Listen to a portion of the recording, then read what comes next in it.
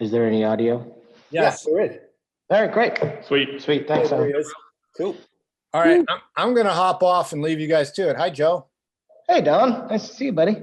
I was just talking vans with Sean, told him how you lent us ours and it's led to my financial ruin. But I appreciate it.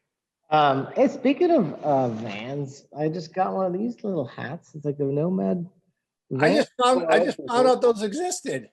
Garen showed me one. I'm like, where did this come from? I know. I got a little stash. I find stuff on my desk. And did you see the air fresheners too? The air freshener is rad.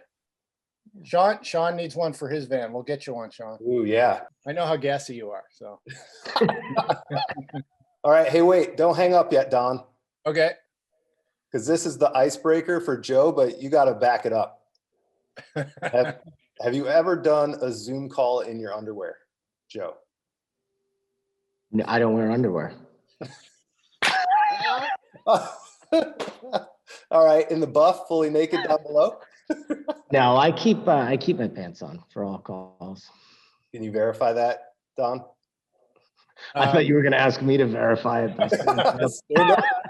I mean, I can't verify it from here, but he's in the office, so I'd say he's probably wearing pants. All right, sweet. All right, then who's the most likely employee over there to go pantless on a Zoom call? Dude, the list is long. That's true. I wouldn't put it past Garen for a second. And have you ever seen it happen?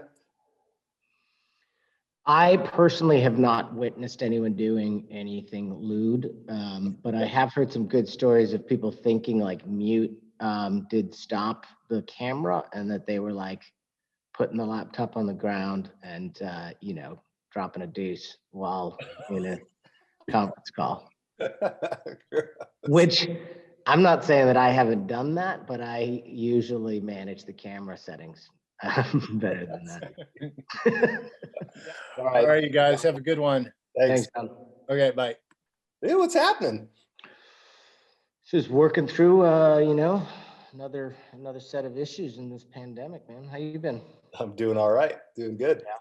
Wintertime hasn't been too bad, so we're able to get out to ride and go to the skate park and stuff. So solid. Want to get down to some brass tacks here? Let's do it. All right, I'm Gordo with Vital MTB, and we're here with Joe Graney, head honcho over at Santa Cruz Bicycles, to talk some business. Where are my mountain bikes? Where are my bike parts? Where are my tubes? We want to hear from your end of the thing. See why shops seem to be empty, why interneters are so grumbly. I've heard things straight from horses' mouths. I've heard things third party, fifth party. Yeah. Well, yeah, thanks for giving us the opportunity to talk about it. I think everybody's here is used to fielding those questions from everything from Instagram comments to endless voicemails being left down here. So thanks for giving us the opportunity. Sure. Yeah, love to hear about it. At a certain point right now, if you order a bike today, if I try to get a bike built here today, what comes back when all the parts, if I wanted a new bike, it would probably be March, April, May of 2022 right now for any new bike that gets ordered. That's right. And so the bikes that we had on order already will, hopefully bridge the gap between now and then. Okay. But we were used to that being more of a, 2 to 3 month lead time, and things have ballooned into 12 to 15 and even more for some parts right now. So yeah, a lot of people are saying, I am glad for the amount of demand that we're seeing. I'd rather be here than working in the airline industry, or in a restaurant. So I think we're grateful that there's this type of demand, but it's just an unusual situation to try to supply bikes in that surge of volume, and it's just kind of choked everybody up. Is the quick and dirty that COVID hit, everyone wanted to go outside, and so everyone was buying bikes instead of traveling? Is that kind of the nuts and bolts of what happened to the point there aren't any bikes left now? Yeah, I think so. I mean, in March, the first for Santa Cruz in particular, I'm down here in the assembly facility, and I typically am working from home. but I can hear the rumblings in the wall behind me. We've got a bunch of people here. This is where we assemble all of our bikes. Okay. And you might remember, I mean, you're in California, so you know California was one of the first places to shut down in March of 2020, and that meant our factory actually closed for some time, and everybody was freaking out about coming back into work. So at that point, we really thought that demand was going to dry up. We thought everybody was going to lose their jobs, and if you're locked inside, you can't ride your bike. And really the opposite thing happened. Everybody was locked at home and looking for toys they could use from their houses. And bike sales really started to go through the roof. But we didn't see that because people were just going into shops, and the shops were, doing curbside pickup and selling out what they could on the floor. And then around in May, then we started to really understand that, this wasn't an instant phenomenon. Bike shops were starting to get scared they were going to run out. So it started with kids' bikes and cheaper bikes, but I've seen some amazing specimens of some of the first bikes I designed at Santa Cruz out on the trails with a new rider on them. Super stoked. So it's cool to see all the old bikes coming out too. Yep. And it feels, now people have taken their vacation money, stuffed it into new toys. And I know I've turned on a bunch of new friends and neighbors into mountain biking because it's one of the best things to do from home. You get exercise because you don't have a gym membership. It's a place, one of the few places you can be social right now. It's like riding, being outdoors and kind of chatting out on a bike ride and staying outside the whole time. One of those outlets that you don't have anymore since you can't go to the brewery. You said you didn't see it right away being sold out. When did it kind of click that like, whoa, there are no bikes left in shops? Like, and then where were you sitting as a brand? I mean, I think May is when it really started to become clear from what we saw from orders coming in from retailers and people calling. And then in May and June and July, it was going crazy. We didn't know what to do at that point. And since we had initially thought that we were going to see fewer bikes sold in 2020 than we'd initially planned, we had sort of lowered our forecast as well. So it was during the last summer that we saw things really increasing. And I think everybody in the industry did. So all the bike brands started placing larger and larger orders. And in turn, that led all the suppliers to be like, we're full. So what used to take 3 months to get it then was 4. And then a month later, it would be 9. And then a month later, it's 14. So I think we've just seen this tsunami of demand overwhelm all the vendors' ability to produce all the parts. Okay, and so like a vendor, so Santa Cruz and 10 other brands want an XT derailleur, and Shimano's just jammed up, for instance, with all these different orders. Exactly, yeah. So, I mean, you talk about it with suspension forks, with brakes, drivetrain, tires, rims, stems, saddles. I mean, right now, new saddle orders can take 400 days for delivery, right? So you're like, wow. Jeez. What do you do besides wait 400 days? Well, there really isn't much of an option besides waiting the 400 days unless you can find an alternative. Okay. And so really you just have to plan further ahead. And so, we've dusted off the crystal balls and started polishing to hope that we can understand what we'll need to have.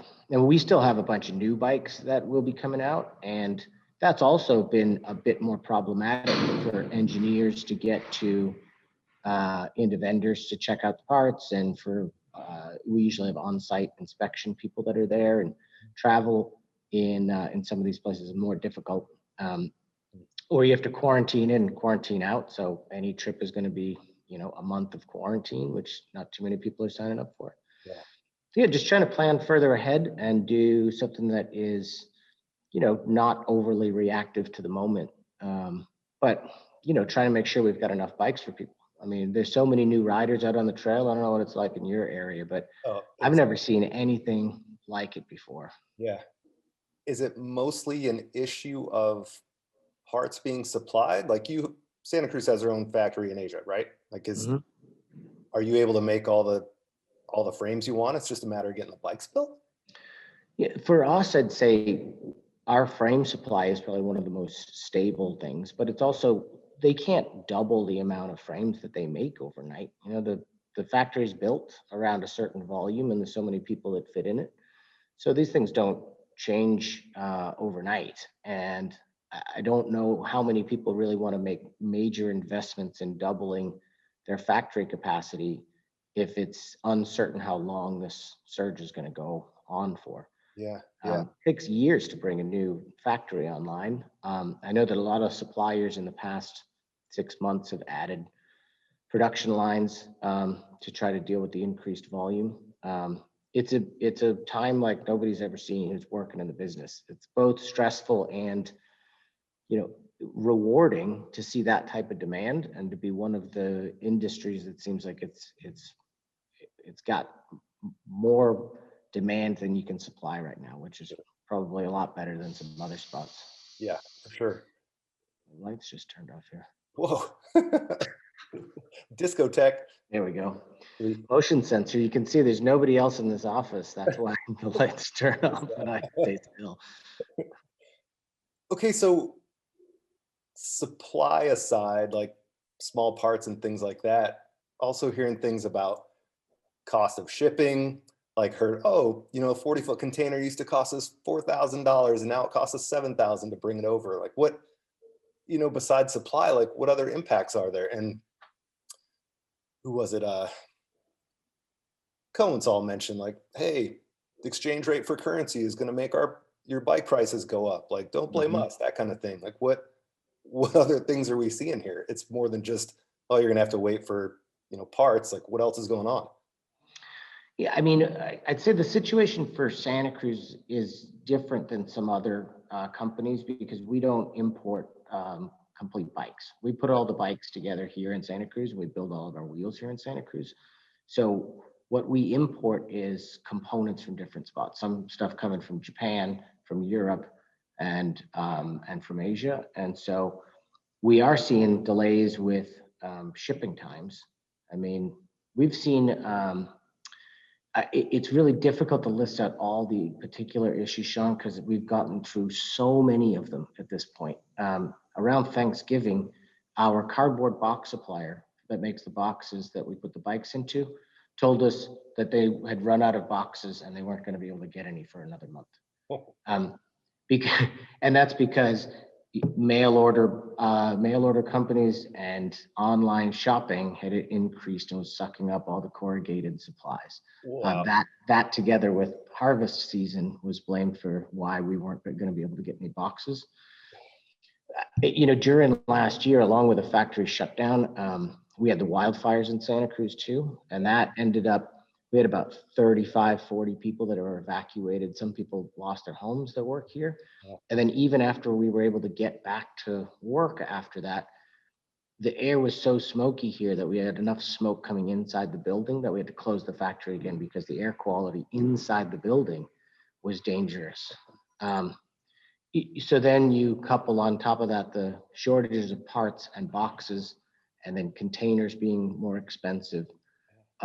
The ports are now backed up. I think there's 40 to 60 container ships now floating off of Long Beach, waiting to be unloaded because longshoremen are getting COVID and it's raging down there. So the hits just keep on coming. Just about 5 minutes before we got on the call, somebody sent me a text that the Santa Cruz Mountains and all of our employees that live up there are mandatory evacuation due to the danger of debris flows from the rain coming into the areas affected by the wildfire. Oh my goodness. So it's 2021 is shaping up to be another banger. I know it's starting out well. Jeez. Is that the first kind of heavy rain since you've had the fires? Yeah. It's supposed to be a big one this week. There's high winds and rain expected. Ugh, gnarly. So how do you plan? Like, you know, you mentioned, oh yeah, if you order a bike now, 2022, like what what do you do as a business? Like, how are dealers handling it? You got salespeople, like, not to mention just, the everyday workings of Santa Cruz.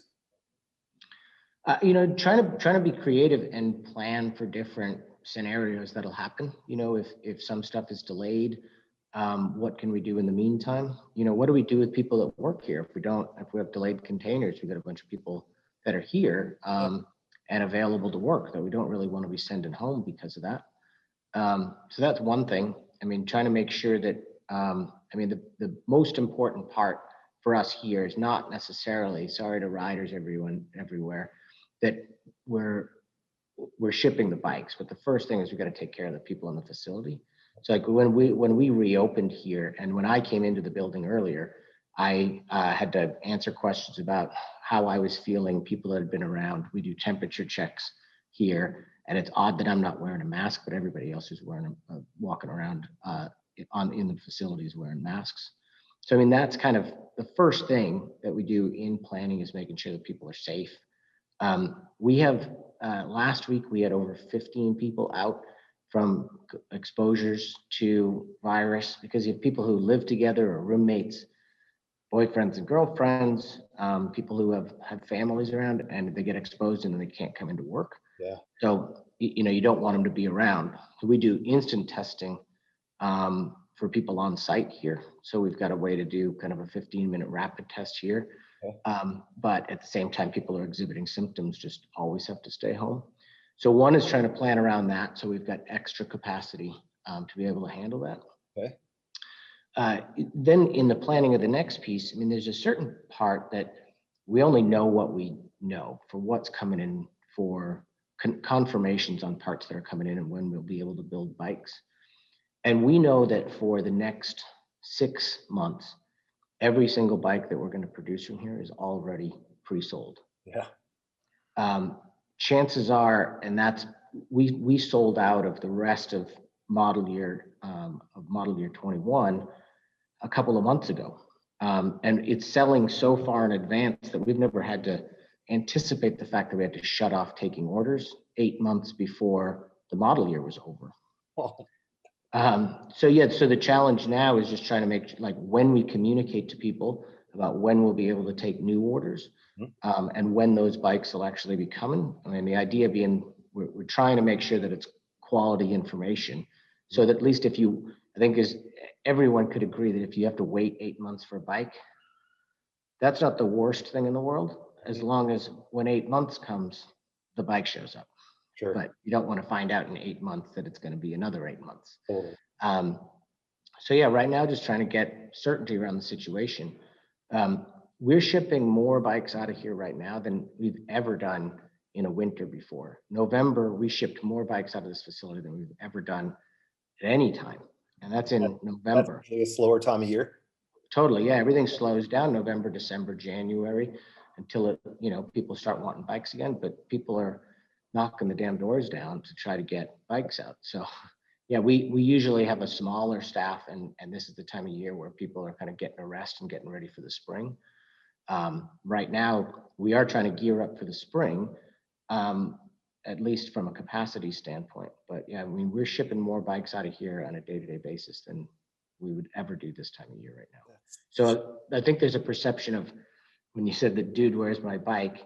That bikes aren't getting out. More bikes are leaving than ever before. Yeah. It's just sometimes new bikes, when people put in an order, there's the expectation that it was like it was a year ago, and that kind of anything can materialize in a couple of weeks' time. It's just not the case anymore. Yeah. Is that impacting new model rollouts? Like if you had a 2022 model planned, but now you're shipping theoretically a 2021 bike in 2022, how does that work? Yeah, it's like I said before, like, it's hard to get exact with when bikes will be ready coming out of the factories. We typically have a pretty consistent development schedule, and the engineering team does a great job of just keeping things on track, getting things are done when they thought they would be done. The lack of travel makes that more difficult.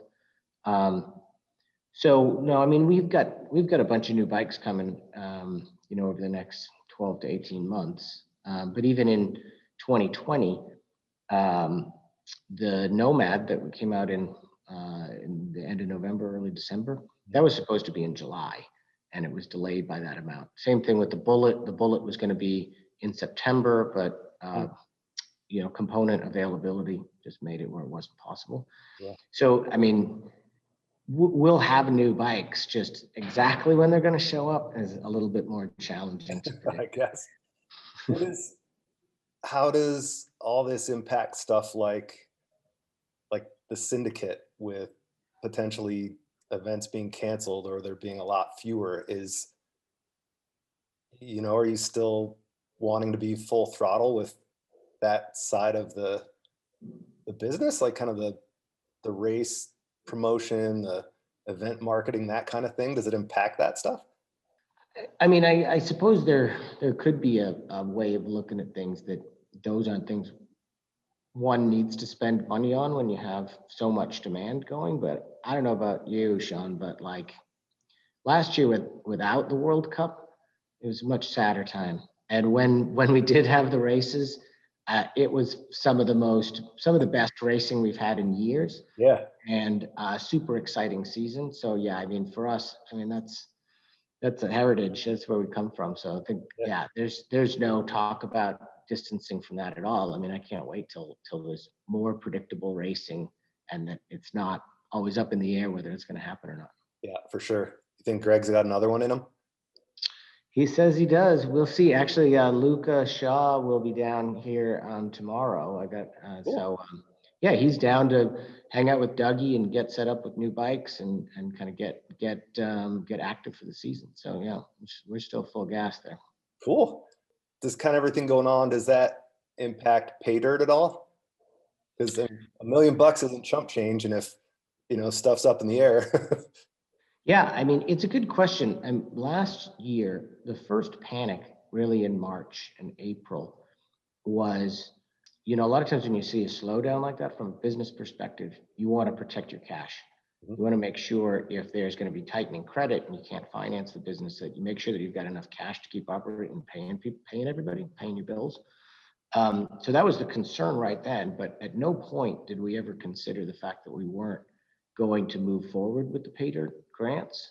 And actually, I see now it's needed more than ever. There's so many people out on the trails. It's like it used to be like, yes, it would be nice to have more trails. It seems right now like it's a dire need of us having more outdoor recreation space. Yep. I hope that some of the businesses in the bike industry that are booming from this, it's going to take some of the extra profits they've got and put it into improving opportunities for outdoor recreation.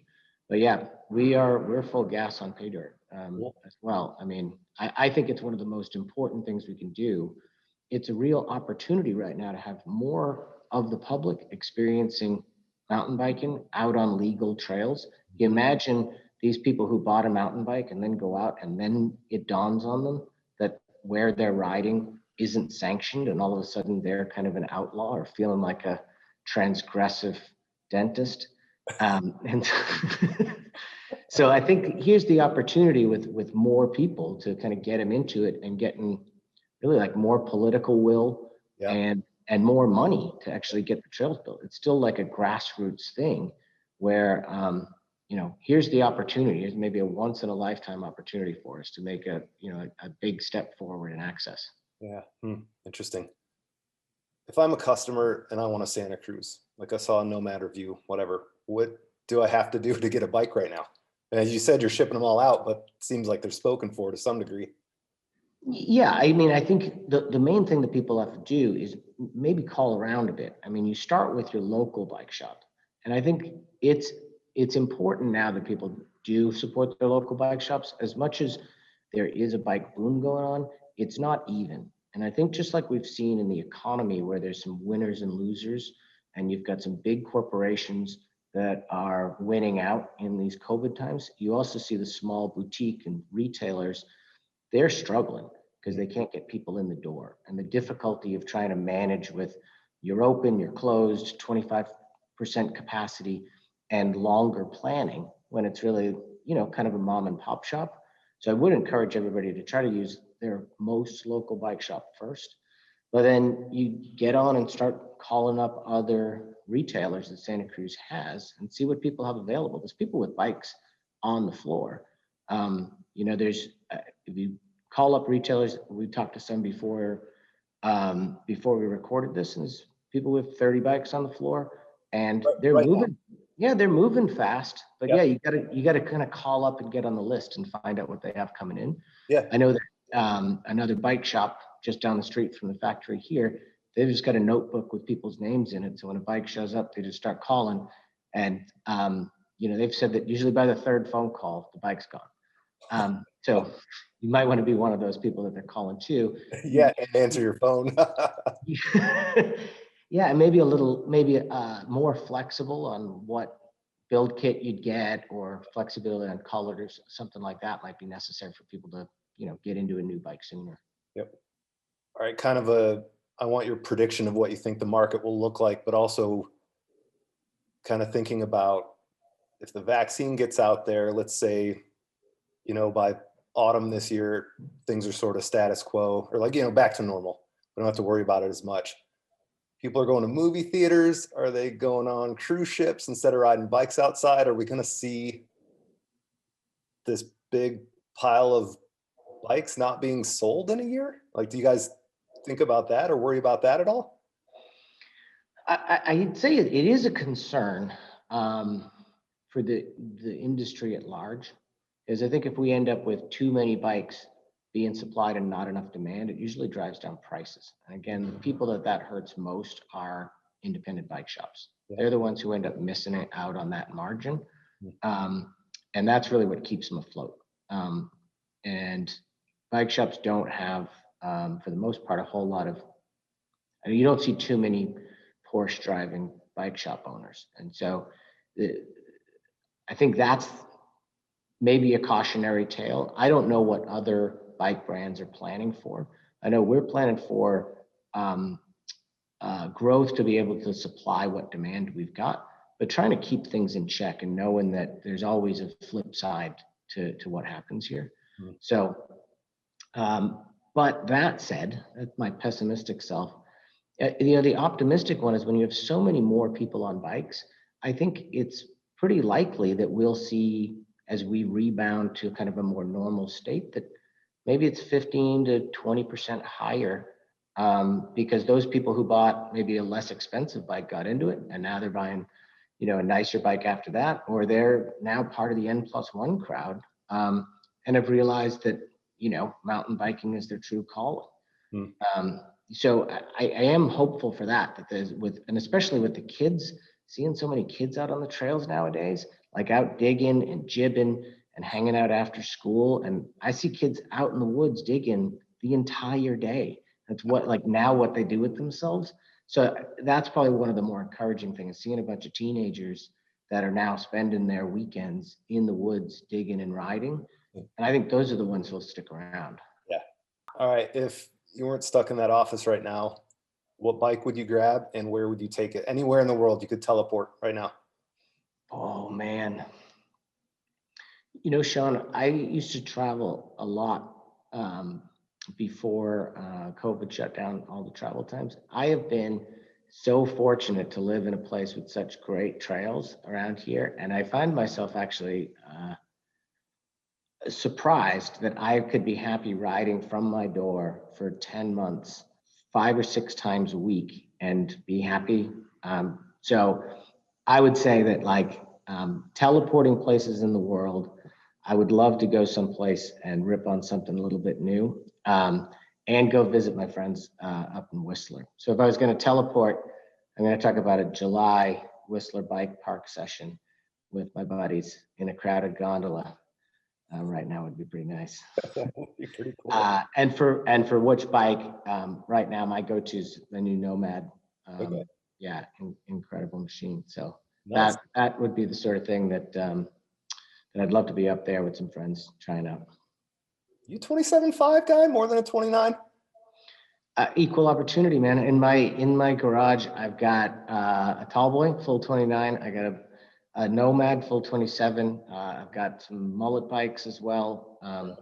So yeah, I mean, I think it's kind of horses for courses, you know. I think, For sure. you know, it's fun to try out different bikes. Sweet. Missed anything? Anything you want to touch on that, you know, we didn't get to? I feel like we covered most of it. Yeah, I mean, I guess, you know, the only thing I'd add is just, you know, I think I hope that you guys are doing well in this economy as well, because I think we've all appreciated the fact that if we can't get out and be riding in different places in the world, it is nice to have someplace like Vital bringing us stories from all over the world. So thanks for doing that. Yeah, thank you. Thanks for being a part. Yeah, it's been interesting for sure. And yeah, we're all just kind of eating the popcorn, waiting to see what happens. Yeah, for sure.